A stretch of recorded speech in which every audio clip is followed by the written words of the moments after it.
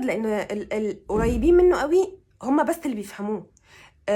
في البداية، في بدايات أي علاقة ممكن شخص يكون معجب بيه أو منبهر بيه زي ما بيقولوا ويحاول يقرب له وكده، لكن بيخاف. شخصية برج الأسد شخصية قوية يتخاف منها في العلاقات في البداية. يعني لو حد لسه بيقرب ولسه بيتعرف ولسه في مرحلة اللفلفة كده زي ما بيقولوا في الأول، فبيتخاف منه. فممكن مش سهل قوي ان اي حد ياخد الريسك ويقرب.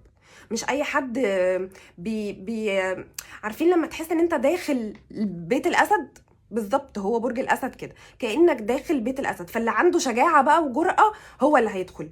اللي بيخاف، اللي جبان، او اللي بيخاف من الشخصيه القويه، او عنده ما عندوش ثقه في نفسه، او عنده مشاكل بقى وعقد او كده، هو الشخص اللي بيحاول ما يقربش، ما بياخدش الريسك. لكن انت لو دخلت في علاقة مع برج الاسد او قربت او خدت الريسك و... وخلاص وارتبطتوا، هتلاقي شخص بجد حنين جدا. هو عنده شوية مشاكل، عنده حب تملك، بيحب يفطس اللي بيحبه، ما بيحبوش يعمل اي حاجة غيره، ما بيحبوش يكلم غيره، ما بيحبوش يعمل اي حاجة في الحياة بعيد عنه، وبيحب يبقى عارف كل تفصيل عن حياته وكل الحاجات دي. بس للاسف برضو جميل، يعني بروتكتيف قوي. الناس هتفتكرني والله برج الاسد، بس لا، انا مش برج الاسد.